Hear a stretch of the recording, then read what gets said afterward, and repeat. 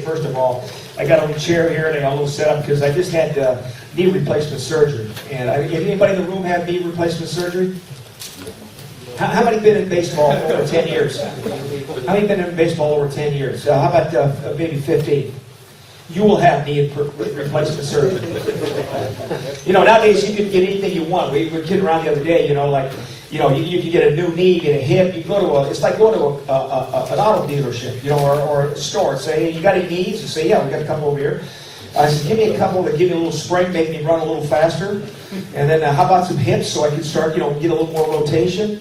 And give me a new shoulder. I need a new shoulder that can at least throw the ball 60 feet now, maybe 50 miles an hour. But it's you can almost get everything you want nowadays with replacement. You can even get a heart. And my always thing is that you can get a new heart, but you're not going to get passion. And the way that you get passion is go out there every single day and learn the game and figure out what you have to do. Is it the needs in the big leagues when I managed is a lot different than what we did in China. There's a lot of difference when I was coaching the big leagues, what we did down in Turin with all the guys from Europe and everything like that. But I'm going to thank Jim. Thank you for asking me to come out here. I'm going to thank the Federation. And it's really a pleasure. Jason, we've been together how many years now? 4 or 5? Time flies, doesn't it? You'll get a new knee, I promise you that. Get the right one, though. You don't want to have one go this way and the other one go backwards. But you will have a new knee. And Jim has 2 of them, right? So, anyway, that's all about putting your time in. It's all about effort. It's about working hard. You know what I mean? And we got Morrow right here, scout. I remember him. He used to come to all of our camps. He was with the Mariners. Signed a guy by the name of Lefebvre. Anybody heard that name? This guy hit 20 home runs in the big leagues. He's out there every single day watching you, watching your players, and the camps that we bring over to MLB. Steve, we've been around a long time. We've had a chance to play against each other in some situations. With my China team, we've had a chance to get it. And that's what it's all about. Okay? So I'm thrilled to be here. And I'm going to bring a message from Major League Baseball. Paul Archer, basically our boss. And he said to tell everybody that it's a great turnout. When you have 100 coaches come out in Europe, that's saying a lot. That means an awful lot to us. Because we're starting to get to the point where we got to coach. And he also said that because of the Olympics, he understands a lot of your situations, but MLB is not going to affect their budgets as far as doing programs over here. In fact, we're going to increase our interest in Europe. Okay? And that's one of the reasons why I'm coming back, to bring you the message that MLB is committed, and we go there. How did I get involved with China? Got a phone call.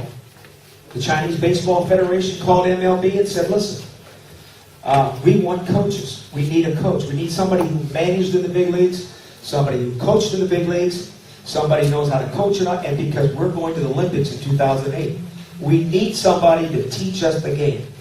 So trust me, how I wound up in China was nothing more than a phone call.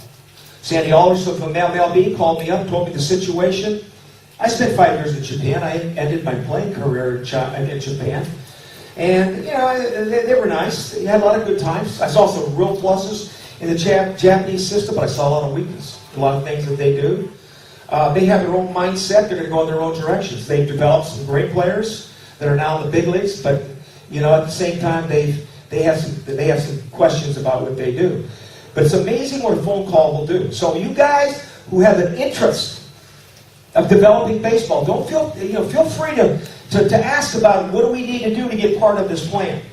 Okay? So let me just sit down here for a second and kind of go through what happened. The reason why I always look at China as one of the greatest experiences, I played the big leagues. I played on a World Championship team. I got a World Series ring. National League Rookie of the Year. Spent a lot of time. I've done a lot of things. But the Chinese experience was one of the most enjoyable because I took a team that was just a ragtag bunch of guys that were good guys. We may have, I don't know what your opinion of China is. They're no different than you and I. They're just good people that want to do good things. And they got an economy that it's running away with the world. But there's still got people out there that want to just do things right. And they have baseball players over there. Not a lot, but they have baseball players over there. But I went over there with this, and what I was 100% in control of everything that we did.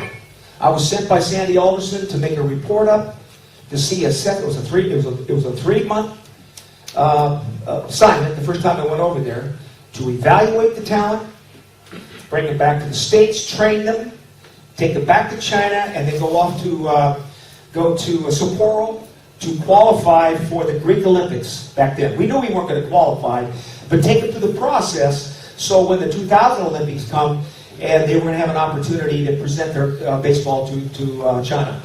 When you're the host country in the Olympics, you get an automatic slot in every single event. And so they had a slot in baseball, which we know is no longer there. But so that was my job. And so I went over there, and it was a great thrill to be able to go to the Olympic Village and to be able to walk with the great athletes and to be able to do it, but to go out there and actually win a game, to take this team and start to develop the things that we needed to do to be successful was a great, great challenge for me, and it was a great reward. And so we never won a medal, but we had come a long, long ways. And I just want to kind of start off this whole thing on the report that I made up for MLB. Okay? Let me just read this to you. And let's just kind of think about what I'm reading here, because I had to make a report up. How are we going to develop baseball in China? This is how it goes. It's called Vision for China. MLB's vision for China was and is to develop baseball as a nationally recognized sport. Focus will be on youth, junior and elite baseball programs, development programs. The success of the vision for China will be the MLB. MLB will provide the necessary training for coaches certification program. The certification would involve the fundamentals of the basic techniques of the game, along with rules, regulations, and strategies for game development and enjoyment for baseball. The plan is to unite quality MLB instructors with Chinese coaches to advance the developing process. MLB instructors and Chinese coaches would form a common goal, mutual respect, and understanding for long-term benefits of baseball in China. Did Jim Jones mention about the importance of coaching when we first started this clinic? Trust me, there's no way we're ever going to build baseball unless we get you guys aboard to teach you to be the best coaches you can possibly be. The unique thing I had about China was they requested to play Major League style. They wanted to play Major League style. So, first question is, what is Major League style? Well, it's about Americans, Dominicans, Puerto Ricans, Cubans. It's about Europeans. It's about Asians. It's about Australians. It's about anybody who's good enough to play the game. And so the focus that we had to do when I went to China is to get them to understand it's not about me and it's not about you. It's about what? The game. How do you play the game? We are going to go in the Olympics with guys like Cuba. We know they're going to be there. USA is going to be there. We know that Japan is going to be there. Korea is going to be there. Great programs. Great programs. And we had to compete against this. What do we need to do to compete? That was my mandate. So I had 3 months to have fun with it. So, I went over there, and on my way over, anytime you go into a situation, I don't care if it's in Europe or it's anything that you do, when you first walk into, there's a sense of apprehension. Who are these guys? What kind of skill level they have? What kind of talent? What kind of experience they have? You have to put all these things into the mix because you have to make a decision. And the one thing that I want to do more than anything else was to create an attitude about, I wanted them to get to know me more than I want to get to know them. Because they're the ones that have to play the game, correct? They're the ones that have to go out there and play it.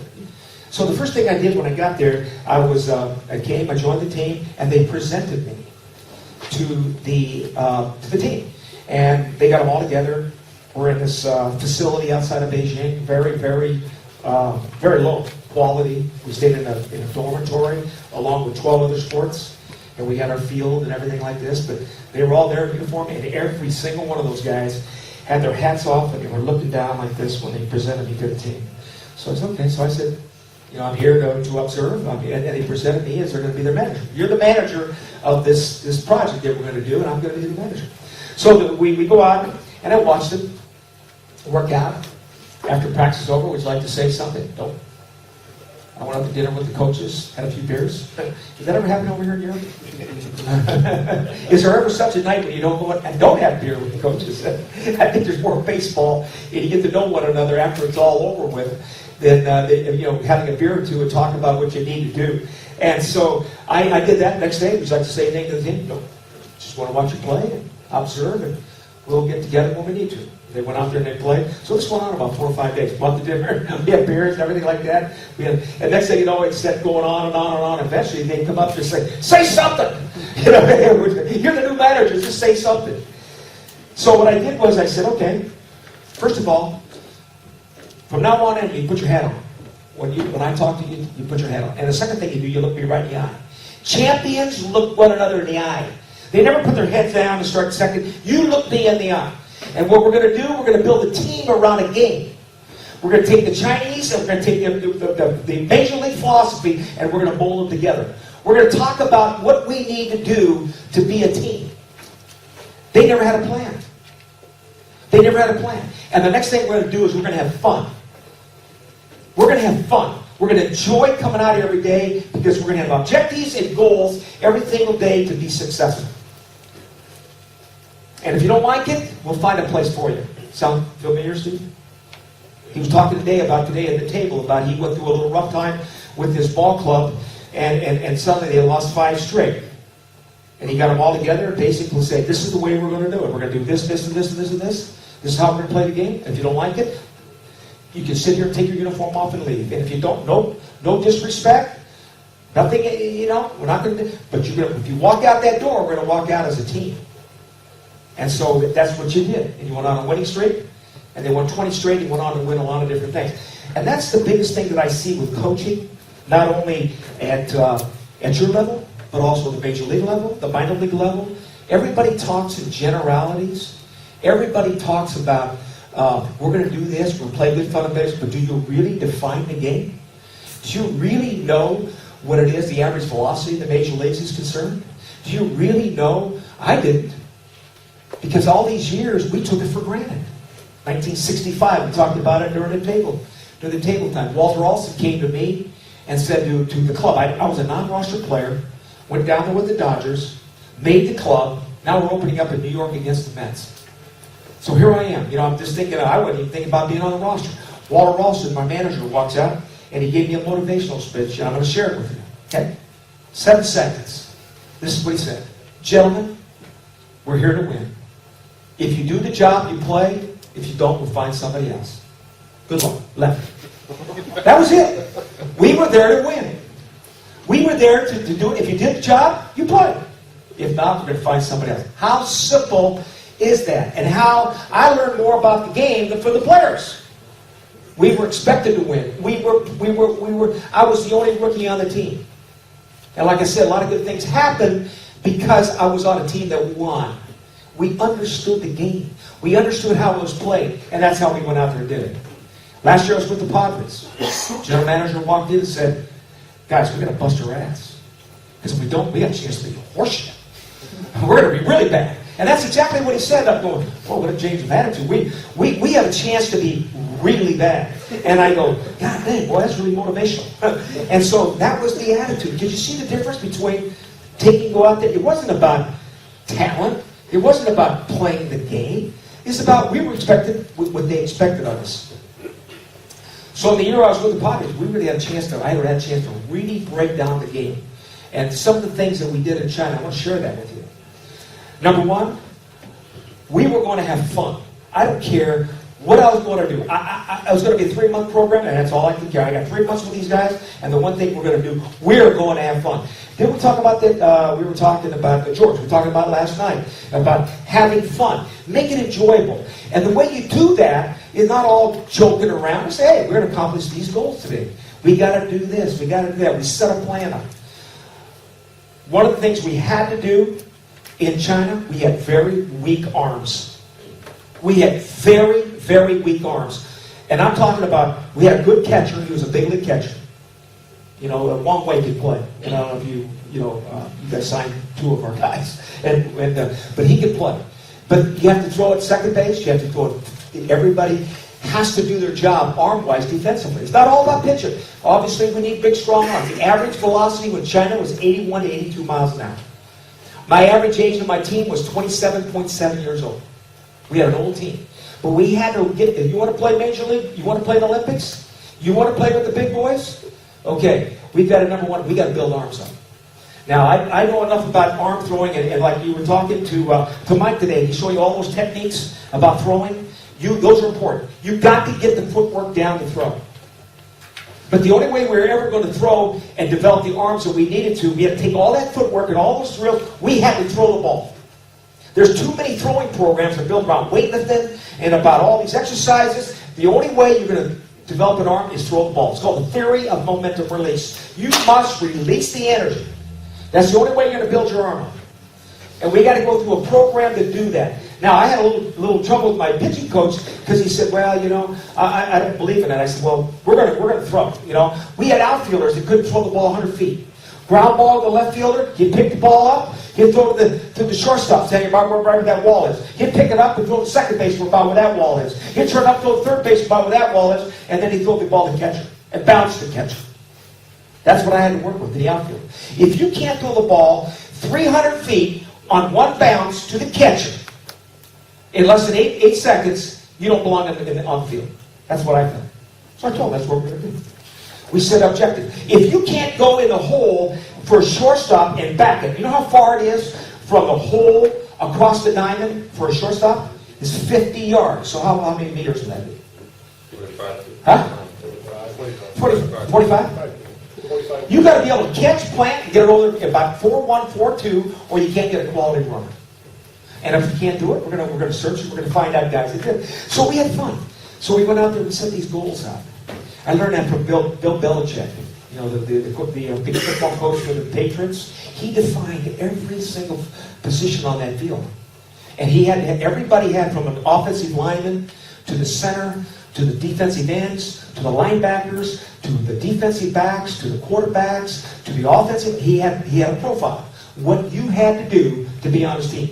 If you did that, you played, and you got paid very well.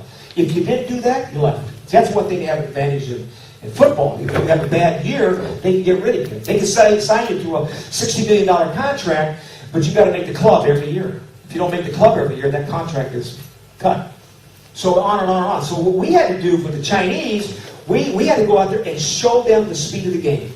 The first thing we had to do is to play fast. And that's what I see a lot of times when I come over to Europe. You don't understand the speed of the game. The best coach you have is a stopwatch. Ground ball short, hole, boom, too slow. What are you talking about? Too slow. You're close. You're getting better. There it is. Now do it again. Not there yet. Let's go. It's consistency. Turning double plays from pop to pop. We talk about catchers getting rid of the ball to throw to second base.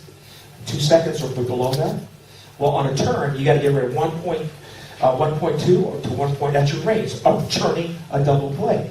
If you turn it 1.5, you don't complete the double play. And so we started doing that. We started going out and we started putting the clock to a deal. So what we did on a throwing program was this. I've been around a lot of good coaches. God dang, I've been around a lot of good coaches. And I've been around a lot of bad coaches. And I've got a lot of guys, the guys that are really bad coaches or the guys that are really dogmatic. They have this big theory about something and they're going to push it on everybody and they think they know everything. In the big leagues, you have a lot of talent that you got to work with, all different types of talent. And they got different types of skill levels and different types of ability. We got a guy in the United States that throws 12 pounds of shot puts. And then he breaks it down to 8-pound shot puts. And then he goes away like this. For every arm that he's helped, he's probably killed 20 or 30. When I went to Japan, I saw all those good arms. And I thought there was a lot of good players when I was over there that could play in the big leagues. But back then, they had they couldn't jump from team to team. They had control over all the players. There was the thought of free agency wasn't even a thought. You know what I mean? So when I went over there, you were locked to that team. Every one of those players in Japan wanted to be a major league player. And all they talked about is how they develop all these great arms in Japan. And for every great arm they did, Matsuzaka or these guys over there, they would destroy 20, 30 guys. I ran into a guy when I had my Chinese national team, we trained them in the States because that's where they're going to really face the competition. So we had a guy that was with the Milwaukee Brewers, and he was the trainer for all the minor league teams.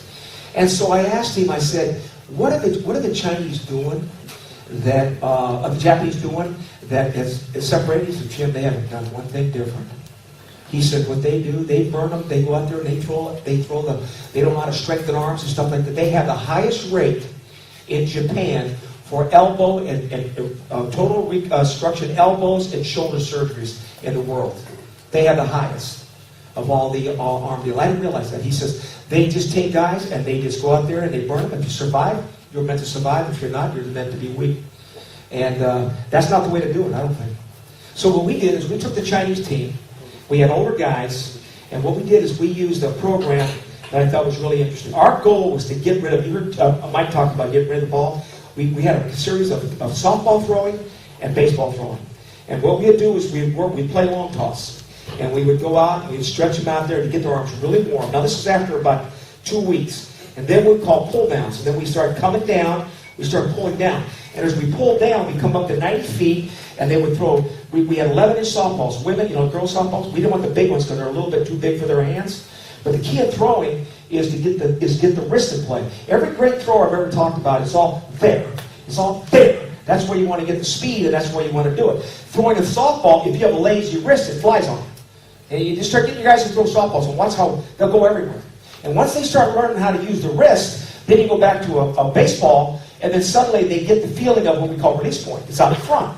The closer you pull down. So we came back, we'd warm them up, they would come down to, and we had 3 lines, because we had a bunch of players there, and we had a bunch of softballs and a big bag of balls for each line. And we'd start at 90 feet, and we had a target set down there, and because baseball's a target sport, we had a target. And what they would do, they would get that softball, and they would throw 5 softballs at that target. Then they'd get 5 baseballs, and they would go right and throw them. Then we'd come into 80 feet. And then when we do it, then you notice the release point started to get from here, then it got to here, then it got, the closer you got, the more release point came out front. Then we got to 70 feet. And then then they would throw 5 softballs, 5 baseballs. Then we got to 60 feet, 6 inches, and man, it's all about getting rid of it.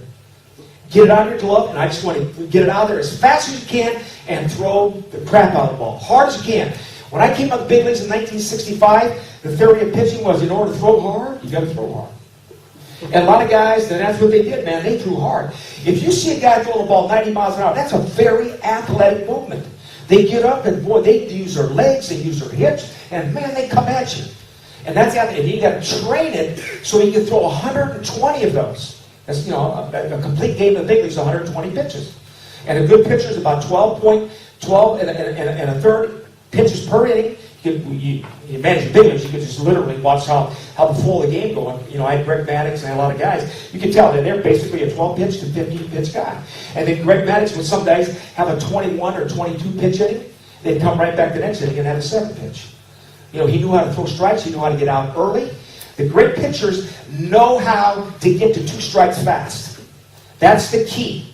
When you talk about hitters, one of the things we do not want to do is get 2 strikes on us. All the numbers will prove out, because I'm going to share some numbers with you about big league hitting and about what we need to do is to approach it. But the throwing, we added 6 miles per hour to every one of our position players. We had guys that increased themselves up to 8 to 9 miles an hour for velocity on this drill. We did it twice a week. We were over in Guangzhou. The weather is kind of hot and humid over there. And we did it, and we increased it because all we thought about, I said, I don't care how you do it. I want that ball out. We told them they had to catch the top of it to have those swing. We call it a little swing to get that circle. And the 2 parts of the swing we're going to have injuries is when you redirect the injury, the energy is this way, and the acceleration, and the other part, of course, when you decelerate. And so what we did, we do a series of drills of acceleration and deceleration. Dropping balls. We had balls, and we threw them against a wall. What they had to do is they threw the ball against the wall, and it would bounce forward, and you had to catch it quick and slow it down, and boom, they had to catch it quick and slow the arm. You have to release the ball, catch it out here, and then you have to decelerate it. That's how we did it. We did it, and the significant increase of our arm throw, we started to realize, outfielders, you got to throw the ball 30 feet. Infielders is all about time. And so what I'm saying is that you're seeing a lot of good stuff in this clinic. I read through all the notes. There's a lot of good things for throwing. There's a lot of good things for footwork. The key is to practice it. The pre is to once you get the technique down and you get the arms warmed up, then it's about speed. And the only way you practice speed is to work on it. And we really started developing good arms. We took a lot of pride in our the way we took infield. Teams used to watch it and say, boy, you guys are ready to play. It's about, you watch a good defensive team. You watch a good defensive team. Chris was telling me about his team. They were really good. That shows you they're well-trained. They're just well-trained. They catch the ball, they throw it. You know how, and when you take a full infield routine, you realize how many throws that are made. You catch a ball, ground ball to you, pick it up. You throw it, that's one play, catch it. The other throw is you throw to first base, that's 2. He goes to the catcher, that's 3. Back to the third baseman, he catches it. He goes to the second base, back to first. So one ground ball, you almost got 10 different plays. Then the same thing with shortstops. Then the same thing with second base. So we used to practice to see how many, and a good ball club will go through the infield and will make 8 or less errors. If you make 8 errors, that's right on the deal. This is a Major League Baseball team. From the outfield to the infield, we count the errors. If you sit there and count errors, it's routine errors. I'm talking about outfield play. Not charging one. Throw the ball away, you mark it down. If you make 8 or fewer, you're a good team. If you make more than 8, you're not that good. If you're in the 10s and 12s, what a lot of big league clubs do nowadays, they don't even take infield. And you wonder why their defense is effective. That's how you grade it. So what you're doing is you're creating competition. You're creating the needs of the team. A plan. Well, okay, guys, we're going to really develop arm strength. As simple as it may seem. All the footwork and everything, you've got to throw the ball. The theory of momentum release. The problem I see a lot of weight programs, they throw and throw. No, it's all about throwing, and then the weight program is there. It's everything. Hitting, it's about hitting. We needed to increase our bat speed. We needed to get stronger. They started playing as cheap. They started coming in closer and closer.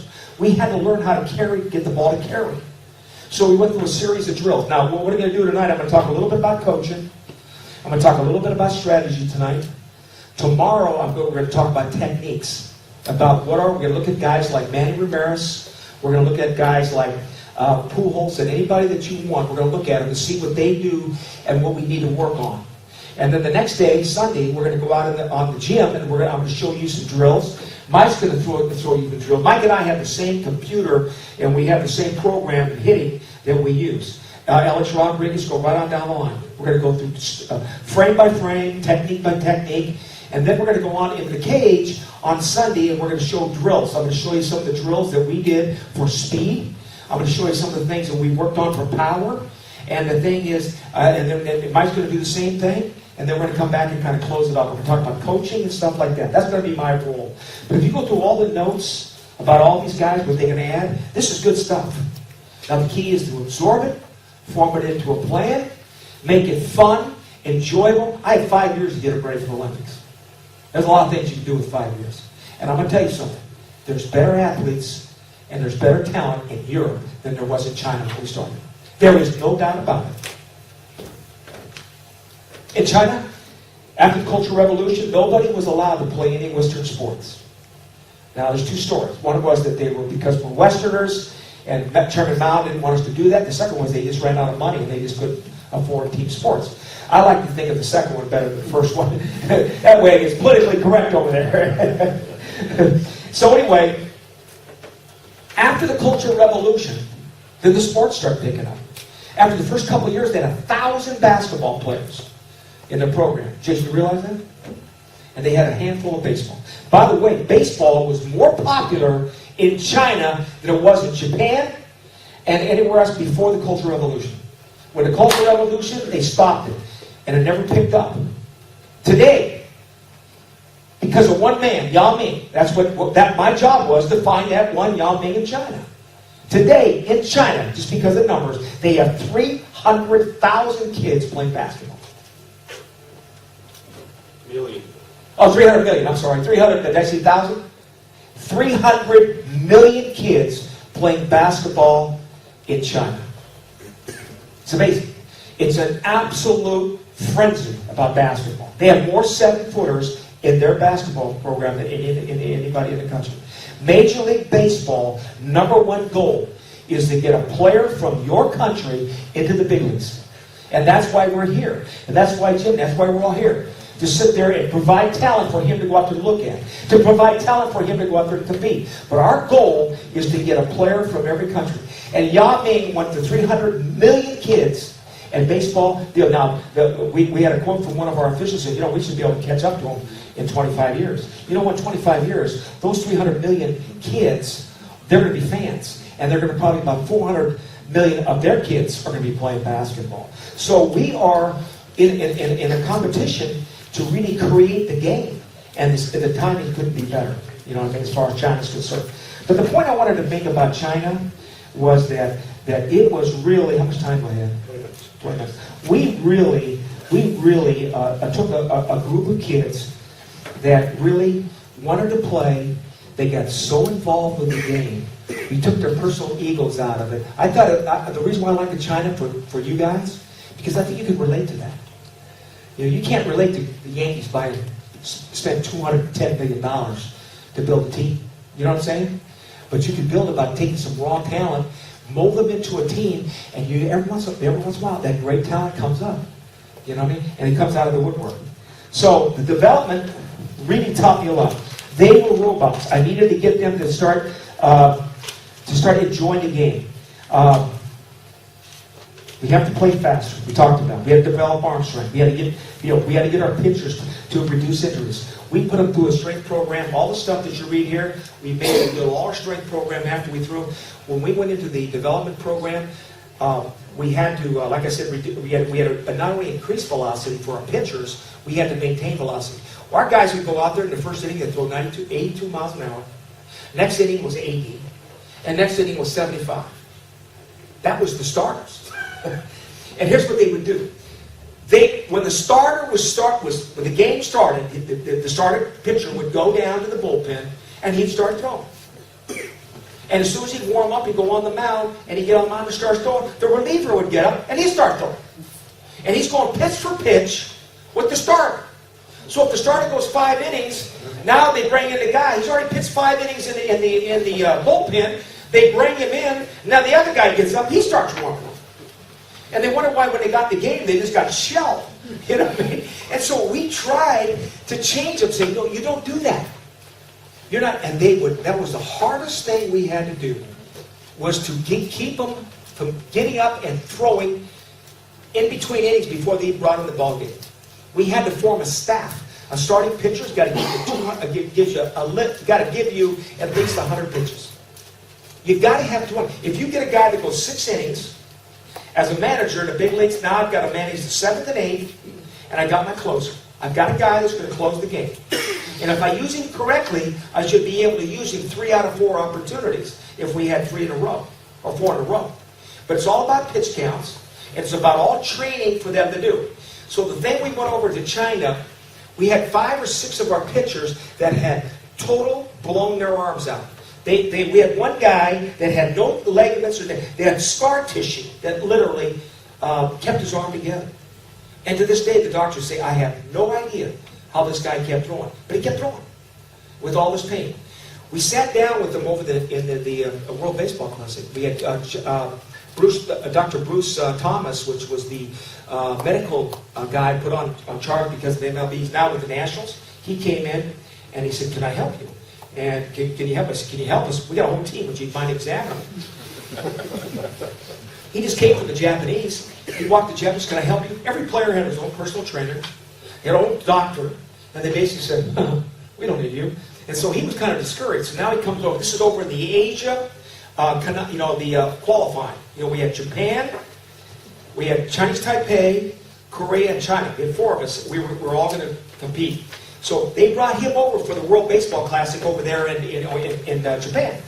And so he goes to Japanese, and they kind of blew him off. He comes over to us, he says, he thought that's just the way it's going to be. He says, is there anything that I can do for you? And I said, yeah. We got a whole team out there, doctor, and I want your opinion on him. And we know who he was, and he went to examine every guy. He says, there's 6 guys in your club right now that need major reconstruction surgery in the elbows and shoulders. They happen to be my best players. My best players. We had a catcher one way, and we had a center field guy named Sully Fong, and we had 4 pitchers. And I said, Doc, they don't have sports medicine in China. Sports medicine is acupuncture. Sports medicine is a kick in the ass, say, you want to pitch or not? That's your sports medicine. And that's the way they did things over there. And that's the way it was. And if you couldn't pitch, you couldn't pitch. So they pitched with pain, and they just had, they didn't have much and everything. So our goal was to reduce injuries. So Dr. Thomas says, well, let me see what I can do. He goes back to the States, gets hold of Dr. James Andrews, the #1 surgeon. He talks to him. He calls up Dr. Krimchek, who's in charge of Cincinnati Reds, and the guy goes, I'll do it. I'll do it for nothing. Bring him over here. That'd be a great way. Instead of me going to the back hills of Brazil and all the stuff where the doctors go, we'll do it right here in Cincinnati. They went out there and they operated all of our guys. And then what we did is we took every single one of those guys and we put them on a development program. It takes 16 months from the point of surgery to the point where we can get it back on the mound. And don't kid yourself. That's just the way it's going to be. Don't try to say it's going to be 12 months. Don't try to push it. Players say, well, I'll do it a little faster. It's going to be 16. So we had to time it so we could get them ready for the Olympics. So it almost took us 2 years to get these guys ready for the Olympics. They had to go through a surgery. They had to go through the whole rehab program and everything. And so now I'm sitting with Dr. Krimchek and I go, hey, let me ask you a question. How come players who have reconstruction, double wrap surgery for elbows throw harder after surgery than before surgery? And he kind of sat back and he said, let me tell you something. Don't ever let a surgeon tell you that's the difference between throwing harder than he did before. The truth of the matter is it's the first time in a pitcher's life that he had to really work on getting his arm strong. He had to do the right things. He said it's the rehab program that's more important than the surgery. And I happen to think they work together. You got to have the right guy put the arm back together, but then you got to do it. And it's going to take 16 months. So my theory was, why did we have to wait till somebody get hurt before we start to get the light go off? What was the name of the guy down at the Blue Jays that wound up throwing 104 miles an hour? The reliever? You remember? Huh? BJ, right? Recently? No, he's a guy that, I'm going to show you some programs of this guy that throws 100 miles an hour. It was a reliever. He threw that, he got him 104 miles an hour, and he was throwing the ball about, 95, 98. That's a pretty good arm. And to jump that much up after surgery. And basically what he did was, he started doing the right things. And all that stuff is in your notes. All that stuff is what you're doing. My question is, you guys, remember, great programs are built around the skill. Then start developing the arm strength, and you'll be amazed. Work on long distance. Then after you get their arm strong, then the timing of start to get rid of the ball and throw it. The last drill we had with our players, they had to get rid of it and throw it as far as they could. Just throw the living, heck out of it as far as they could and just air it out with everything they had. Now, the ball had to go on a trajectory, couldn't be a long ball, and just air it out. And the increase of arm strength was significant. And you know where I came up with the arm strength stuff, the softballs? I was managing in the Dominican Republic. It's before I managed the big leagues. And I was down there and I managed a team called Licey. And Licey is the #1 team in the Dominican Republic. If you want to see good arms, go to the Dominican. Everybody can throw in the Dominican. Catchers, infielders, am I right, Jim? Am I right? Right? You see those guys? Every single one of them can throw. Because that's all they do. They have a 4K education, they do is play catch every day. Play catch, play catch. So we're sitting at dinner one night, and we had all these guys around. We had a bunch of baseball people. I was with the Oakland A's at the time, and we had guys like Carl Keel was a big development guy. We had this guy, and we're going around throwing footballs. You throw footballs, you do, what about weight training? We're talking all the ways to go, and he said, well, in Dominican, all we do, and then we had a player, his name was Juan Marichal. Anybody hear of Juan Marichal? You've heard of him? One arm up. Juan Marichal was a guy that pitched for the San Francisco Giants. He threw about 95 miles an hour. He had a nasty curveball, slider, screwball, straight change, and he had about 10 different deliveries. He'd kick the arm up, the leg up real high, and he'd do all this stuff, throw from down here. He invented pitches. This guy was awesome. I mean, and he was a guy that, if it wasn't for Sandy Koufax, he would have probably won 3 or 4 more Cy Youngs. This guy was really talented. And his curveball was tight. That's another thing we wanted to do. We wanted to increase velocity and maintain velocity, and we needed to tighten up breaking balls. Just because you got a breaking ball doesn't mean anything. You had to get that ball on the right trajectory, and it had to be sharp. Had to be tight, sliders and breaking balls. So that was our three things that we went out after. But Juan Marichal was sitting there in the and he said, well, how'd you build your arm up? He said, well, all I do is throw a softball over and around. And everybody can see under right nose down. Is that what you do? Is that right? So everybody's right out. Now you go to Dominican, everybody's throwing softballs right now. You go to Dominican, you see nothing but guys throwing softballs. We went to the 11-inch because the Chinese had smaller hands. But it really does what it tells you to do. It's a little bit bigger. It forces you to get a little more out front, and it forces you to use your throw. So we did a lot of speed stuff with that, with distance throwing, with softballs, and it really worked. That was for. We took them from an average throwing ball club to a very accurate, and we increased velocity a lot. Now the interesting thing was that Bruce didn't like it. He didn't want to throw softballs, and eventually we had to. He went in a different direction, and we brought in a guy named Steve Monteveris, that we had a combination of on toss, on the mound. We had to understand what they call effective velocity ranges, which I have in my notes. We talk about hitters all the time. A 90-mile-an-hour fastball, 4/10 of a second from the point of release to the point of contact. That's a 90-mile-an-hour fastball in the big leagues. But that's a ball right down the middle. That same 90 miles an hour in the gun right there, the effective velocity jumps up to about 98. And if you take the ball and you work the top of the zone, even though it's still 98 on the gun, the effective velocity increases. So obviously, if the ball is coming inside, it's going to increase as far as velocity is concerned. What's going to happen when it goes away? It's going to decrease. See me? So we had to learn as hitters, where to sit on pitches. Great hitters sit on areas and pitches and speed zones, and they make adjustments off that. Good pitchers can use both sides of the plate, up, down, in, and out. Greg Maddux pitched for me when I was managing in Chicago. His first Cy Young, he topped out at 88 miles an hour. But he worked on the edge of the strike zone. He learned how to use the top, the bottom, in and out, and he had leg movement. He was always one of those guys that really wanted to reach out. His foot was that far off the mound when he released the ball. And all his movement was 80, 88, it was 88 to 90. He'd hit 90 occasionally. But you come back and tell a player that he's throwing 88 miles an hour, and they're saying, bullshit. He's throwing a lot harder than that because it was late. He held on to it longer. See, we always talk about the arm rotating in. You've heard that, right? Well, the longer you hold on to it, the arm starts to do it itself. If you keep your fingers on top of the ball, it starts to create the movement for you. But if you try to create it back here, the movement's more of a rolling type of thing. They see it out there quick, and it just kind of rolls up there. But when you hold on to it, it's longer. That's what Mario Rivera does. He hits that ball, and he talks about the arm. He wants to feel the arm chasing the hits. He wants to feel the hits coming, and he wants the arm. He says, I have to wait for my arm to catch up. I want to feel it coming, and then boom, it's all in the wrist.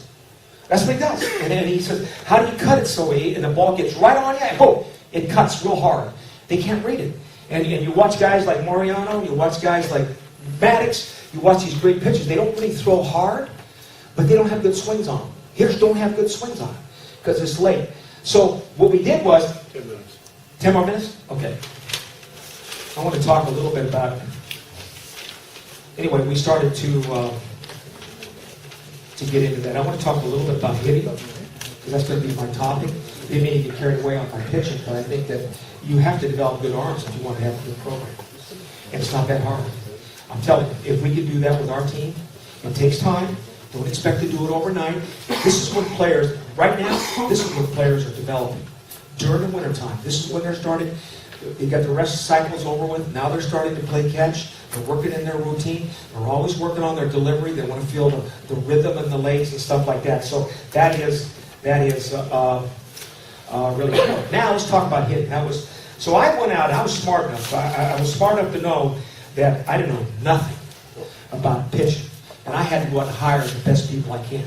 I know as a hitter, and I know as a manager, your success of your team is going to be your pitching. And we had to build our defense around a pitching. A great defense will take an average club pitching staff and make them really good. It's about catching and throwing the ball. So our goals were to make the routine play. Our goals were to do that, and that's how we practice. Every single day we worked on routine plays. But hitting-wise, again, we needed a plan. We needed a plan. So the best thing to do is to take all your theories and philosophies that all of us share. Let's throw it in the computer, and let's see what the computer comes out with. And then we start naming names. Like, for instance, let's take a guy, like, for instance, here's what we call the plan. We had to analyze our whole, what do we do production-wise? We found out what the offensive strategy is this. If we score in 0 and 1 inning in a 9-inning ball game, our win-loss record is going to be 13%, 130. If we score in 2 innings in a 9-running game, suddenly we jump to 400%. If we score in 3 innings in a major league game, and this is taking every team in the major leagues, from the Yankees to the Red Sox to the Padres, everybody, our win-loss record jumps up to 620. We're going to be, if we can score in every inning in a 9-inning ball game, we'll make the playoffs. If you're 4 innings plus, your win-loss record is 790, almost 800. So with those goals, what would be your objective? How many innings should we score in? I'm asking you. We go 3 plus. We want to score 3 or more innings, right? Or if you want to really get it. So you watch good offensive ball clubs, they put up big numbers. Check how many times they score and how many innings they score. The team that wins will win, I'll put this one, 70% of the time, the team that wins will score as much or more runs in 1 inning than the team that loses the entire game. 70%. If you made a bet with one of your buddies and said, I'm going to bet you on every major league game that the team that wins will score as much or more runs in 1 inning than the team that loses the entire time, you'll win 70% of the time. If you score first, your win-loss record will be 672. So the idea is to score first and add on. So, what is the most significant factor? This is something I'd like to get to you. We call it a run expected chart. We call it run expectancy chart. This is major league teams and what they produce. It says here that it's got every situation in an inning that can possibly happen and a statistical data based on it. So if every team averages 4 or more runs, that means when you score 1 every other inning. If that's true, and that's true. These are all major league statistics. Okay? If the leadoff hitter gets on, the run expectancy jumps from 0.55 to now to 0.94. Got the idea? If he doesn't get on, it drops from 0.55 to 0.29. That's a difference of 70 points. So what's the most significant thing that you have to do as a ball club in order to score in 3 or 4 more innings? You get the leadoff hitter on. And that's the problem. See, everybody thinks the leadoff hitter is the first guy in the lineup. No. After the leadoff hitter gets on the first time, it could be your 6th hitter the next inning. It could be your 8th hitter the next inning. The next inning, it could be the 3rd guy. Then it could be the next guy. And so what we did was we started doing an analysis of all the different teams and who were the real offensive teams and what was their lineups on base percentage versus individuals. And the top teams in the major leagues were all the run producers. You know, the Cardinals and the Dodgers and go on down the line, Yankees. That even though the Yankees, with all their power, the most significant factor in producing. So what we did is we did a whole complete analysis on getting on base. You know what I mean? And National League average was a 324. The best, their lineup now, we're talking about their lineup, was the Cardinals. And they were 348. The whole lineup, not just one guy, the whole lineup. The Padres, we were 280, the worst in baseball. And we had guys hitting 40 home runs, driving 100 RBIs. Their on-base percentage when they let off innings were like 200. They were a non-factor when it came to getting an inning started. And that's the most important thing. Pujols was 417 when he let off an inning. These are sick numbers. A-Rod, 340. Berkman, 350. Barry Bonds, 500 when he let off an inning. That's unbelievable. Then the second thing we had to do is we had to evaluate what we call a productive at-bat. You know, we always talk about productive at-bats. So then what we did was, now how do you divide for production? So we started talking about, how much time do I have? You got about 5 minutes. Okay, 5 minutes. Then we start going into what we call ball flight. This is really, because it's all about how you practice. You know what I mean, guys? It's all about your practice. I'm going to step down here, Jason. Could you help me? The hardest thing about a new knee, you got to learn how to walk again. And you got to learn how to step down. Thanks. Okay. Then we start talking about, we start talking about productive, what's a productive and non-productive at bat. Non-productive at bat when nothing happens. Nothing happens. That would be what? Strikeouts, number one. What would be the next one? Just a pop. So what we did was we took a line, we went out 300 feet and threw it on a big circumference right around home plate. And we put a batting average to it. And these are interesting numbers. Okay? What we did was, let me get my numbers out here, because they're really compelling. Because when you start training high-profile athletes, or you want your team to be a high-profile team, you got to start teaching them what you want to train, what you want done. Okay? Short fly balls, you can't hit in Petco Park. You cannot hit in Petco Park. That's where San Diego Padres. That's the word. Can you see it all right? Okay? Short fly balls. So we know, I know one thing. I took 150 strikeouts and they keep coming up with the same batting average. 0. You know what I mean? That's 0. You got to put the ball in play to get a batting average. You know what I mean? If a guy has a 0 batting average, you got to put a ball in play. It might be 0 again, but you got to hit the ball. So obviously, you put a premium on, put the ball in play. By the way, 2-strike hitting. How important is 2-strike hitting? Is anybody, you know what I'm talking about, 2-strike hitting? When you get 2 strikes on you? 48% of every at-bat in the big leagues will work to 2 strikes. Every single bat in the big leagues, you're going to hit, 48% of them are going to work to a 2-strike hit. You better learn how to hit with 2 strikes, or you're not going to be on the team. Short fly ball, major league average, 0.89. Petco Park, 0.62. It's about average. You know, that's not too good. And that's not too good. But it's still bad. Okay? Line drives. Line drives. Major league average, 738. That's the major league average. Every time you hit a line drive in the big leagues, your batting average is 738. Petco Park, 732. Not too bad. I wouldn't mind going to the Padres and say I had 732 last year. You know, I won a race. You know what I mean? That's not too bad. Okay? Ground balls. We're going to call it ground balls. The major league average is 238. Petco is 232. Okay? About the same. Okay? Hard ground balls. This is where I really want you guys to pay attention. Hard ground balls in the big leagues, hard ground balls, the major league batting average is 491.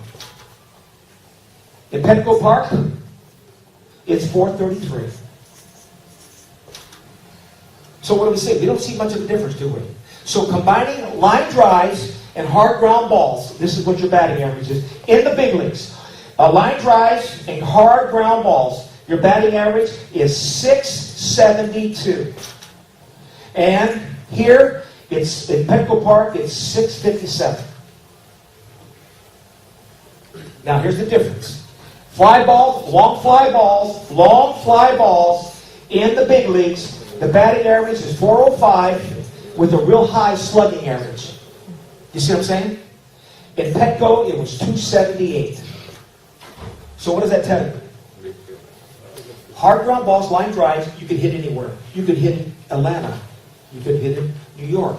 You could hit in Chicago. You could hit in Seattle. You could hit anywhere. But if you want to play the fly ball game in Petco Park in San Diego, it's not going to work. So your swing thought becomes what? What would you tell your kids to work on? Hard ground balls, line drives, hard ground balls. Line drives, hard ground balls. So when we go to teamwork tomorrow, when we do our soft toss drills, when we start talking about some of the speed drills that we're going to talk about what? Moving the ball on a line, and if we miss, are we better off missing up or are we not better off missing down?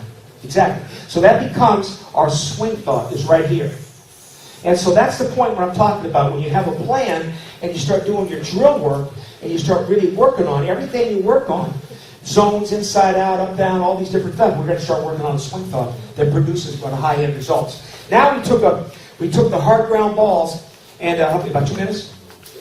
Okay, we got 2 minutes. And so what we did was we took what we call quality, non-productive at-bats.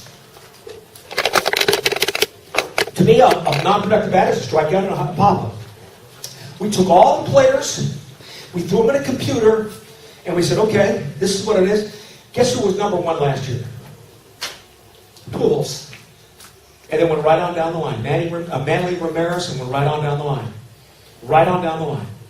And the most amazing thing is, Pujols was 22.7% of his bats were non-productive. In other words, a pop-up or a hard ground ball. So that was 78% of every time he hit a ball was productive. To me, a hard line, a ground ball, a blind drive, a ground ball is productive. Because if you're moving runners, you hit a ground ball, you make them forth, you know what I mean? That's productive. But when you can make outs, but you're still productive. But if you're popping up and striking out, it's non-productive. So we went right on down the line. If you're in the 20s, you are an elite player. Manny Ramirez was 29.9%. Now you add 40 home runs to it, you got something special. You see what I mean? It starts to equate. If you're in the 40% range, like there's a guy by the name of Reynolds, from Diamondbacks, he was 48% and non-productive.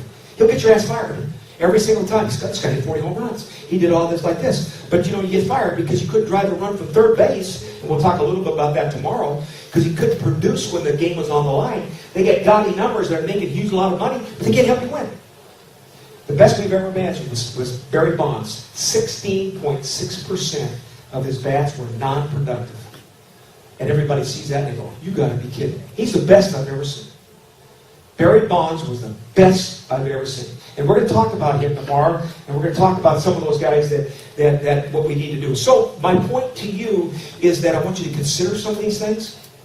If you need some of these information, just to let us know, we'll make sure you get it. But when you go out there on the field every single day, when you go out there to coach, you're going out there with energy, you're having a lot of fun. These are the things that we're going to work on. If we can do these things every single day and we develop the habit, we're going to be a good offensive ball club. We're going to get on base, we're going to make things happen, and we're going to score those 3 or 4 innings that you need in the course of a 9-inning ball game. That's a plan. And then what we do is we buy into the team, and once you tell your team, this is what we're going to do, we're going to buy into it, and your big guy goes up there at the first pitch with a man on bases loaded, he pops up, you don't have to tell him he's bad. Everybody in that bench knows it. He comes back and they start saying, what the hell are you doing, man? It's a team thing. And they start to respond to the team. That's what I like. It's all about team. So that's how we do it. And I think that, that's what most good teams do. Now, it's about time to call it quits. We've got a lot more subject matter to talk about in the course of tomorrow. We're going to talk about techniques. We're going to start showing some techniques. Then we're going to start talking about how we're going to train it. We're going to show you some drills. You guys know a lot of drills. I'll show you some of the things that we felt were real special to kind of work on these things right here, and work on speed of some of the drills that we put real time involved, so they can get the idea of what they need to do. It's all about getting the bat from here, guys, to get here on time. That's all hitting is get the barrel to the ball on time. If the ball's away, that's your shortest route. Your longest route is there. We got to work on this route. Then we work on this and we work on this one versus trying to work from the inside out, outside in. It's all a concept. Everybody's different. So tomorrow I'm looking forward to it. Thank you for coming out. We'll see you tomorrow. And any questions? I think we're going to head down and have a few beers or something like that. Okay. So we'll be going here and a social hour out there. George, want to come on up? Okay, that's it. Thanks very much.